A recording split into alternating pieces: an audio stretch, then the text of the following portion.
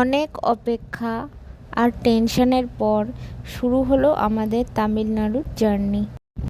রাত 2:15। দেখো বন্ধুরা, আমরা চলে এসেছি এখন টিকিট কাউন্টারে। এই দেখো, আমার বস সারা রাত লাইন দিয়ে এখানে দাঁড়িয়েছিল একটা টিকিট কাটার জন্য। কতটা কষ্ট করতে হলো বুঝতে পারছেন তো। তো দেখতে থাকুন, দেখি টিকিট পাবো কি জানি না, চেষ্টা করি।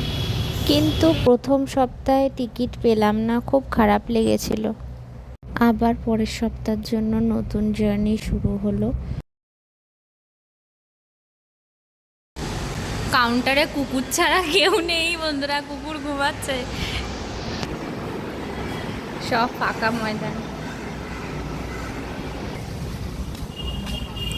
চলুন কোথায় নাম লিখেছি আপনাদের সাথে শেয়ার করি। এখন এরকম সিস্টেম বেরিয়েছে। এই যে প্যাকেটটা দেখতে পাচ্ছেন, এর ভিতরে নামটা রয়েছে। এখন দিন রাত এখানে থাকতে হবে, তারপর যদি কিছু হয়। এই যে এখন বন্ধও করে দেবে, এখন বাইরে থাকতে হবে আমাদের। সব তালা পড়ে যাচ্ছে। দেখুন বন্ধুরা, মেন গেটেও তালা পড়ে গেল, দেখেছেন ভেতরটা। আমরা এখন রাস্তার পথচারী। এই যে রাস্তা আমাদের এখন ঠিকানা হয়েছে, রাস্তায় দাঁড়িয়ে আছি। এইভাবেই পুরো রাতও কেটে যাবে, তবে আমরা থাকবো না, রাতে অন্য কেউ আসবে। এবার অটো করে বাড়ি ফিরে যাই।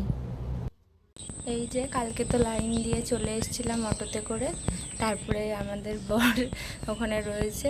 এখন আমরা আবার যাচ্ছি সকালে। তো চলুন দেখি কি হয়। এই যে সকালবেলা এখন অটোতে উঠে পড়লাম।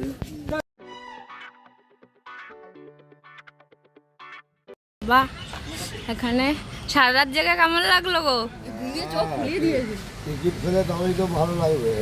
সারাটা রাত এইভাবে বাইরে। এই যে এখনো কাউন্টার বন্ধ। না না, কিছু করতে হবে না। হ্যাঁ, দুটো ম্যাগি নিয়ে যাবো। রাত লাইন দিয়ে চোখ মুখের অবস্থা দেখতে পাচ্ছ আমার বরের কি হাল হয়েছে। তো এখন আমি আসলাম, একটু পরেও বেরিয়ে যাবে। 8টার সময় কাউন্টার খুললেও বেরিয়ে যাবে, একটু বাড়িতে গিয়ে রেস্ট নেবে। আর আমি, মা আর আমার ভাইয়ের বউ 3জন মিলে থাকবো। দেখি টিকিট পাই কি না, যদি পাই তাও তো শেয়ার করব, না পেলেও তোমাদের সাথে শেয়ার করব। কারণ এখন তোমাদের সাথে শেয়ার করে একটু একটু মনে শান্তি পাই, টিকিট পাই আর না পাই। তো চলো দেখতে থাকো, সামনে এখনও অনেক কিছু খেলা বাকি আছে। টাটা। অবশেষে পরের সপ্তাহে টিকিট পেয়ে গেলাম। তো ফাইনালি টিকিটটা হলো। এবার একটু মনে হচ্ছে যে রিল্যাক্স লাগছে, টিকিটটা পেয়ে খুবই খুশি হয়েছি।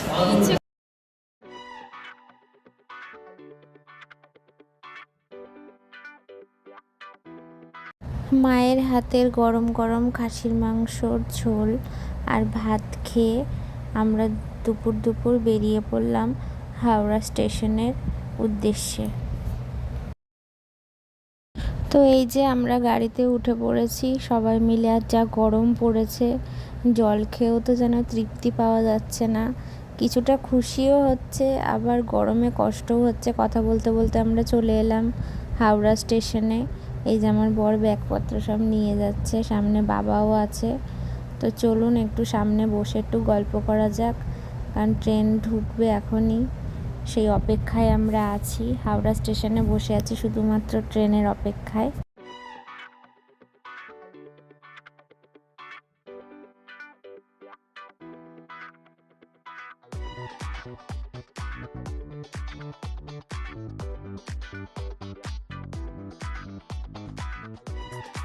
তো আমরা এই যে ট্রেনে উঠে পড়েছি বন্ধুরা।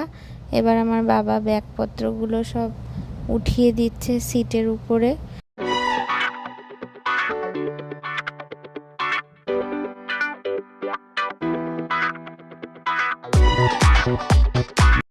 অনেক অপেক্ষা করার পর এবার সত্যি সত্যি রওনা দিলাম।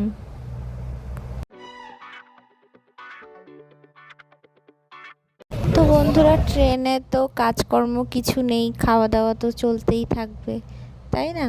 তো চলো, রাত হয়ে গেছে, রাতের ভিউটা তোমাদের একটু দেখিয়ে দিই। ট্রেন মানেই শুধু খাওয়া দাওয়া, খাওয়া দাওয়া ছাড়া আর কোনো গতি নেই।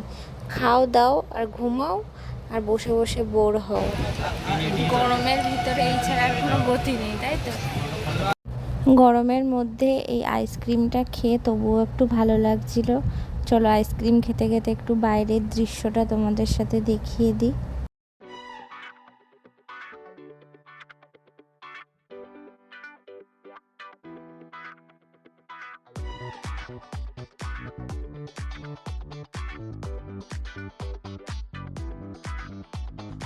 ফাইনালি পৌঁছে গেলাম তামিলনাড়ু তিরুচিরাপল্লিতে। তো এই যে বাস এসে গেছে, এবার আমরা বাসে উঠে পড়ব। এখন বাজে ভোর 4:10। সকাল হতে না হতেই বাস জার্নি শুরু। খুবই ক্লান্ত লাগছিল, অবশেষে আমি তো ঘুমিয়েই পড়লাম বাসের মধ্যে।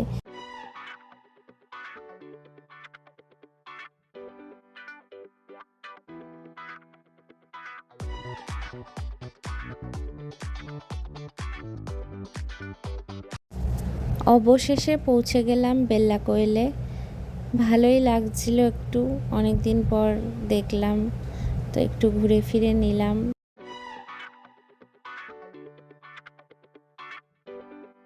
অনেক দিন পর ফিরে দেখি ঘরটা তো একদম পুরো ধুলোয় ভরে গেছে। ঘরটাকে যতক্ষণ না গোছাবো ততক্ষণ আমার আর শান্তি নেই। তো চলো ঘরটাকে গুছিয়ে ঝেড়ে ঝুড়ে তারপর আসছি। তো এই যে ঝাড়াঝোড়া মোছা সব হয়ে গেছে, এবার একটু মনের মতো করে ঘরটাকে সাজিয়ে নিচ্ছি। বাইরের বাজারে যতই বাইরে থাকি না কেন, যেখানে থাকবো সেটাকেই নিজের বাড়ি মনে করতে হয়। তো একটু নিজের মনের মতো করে সাজিয়ে নিলাম।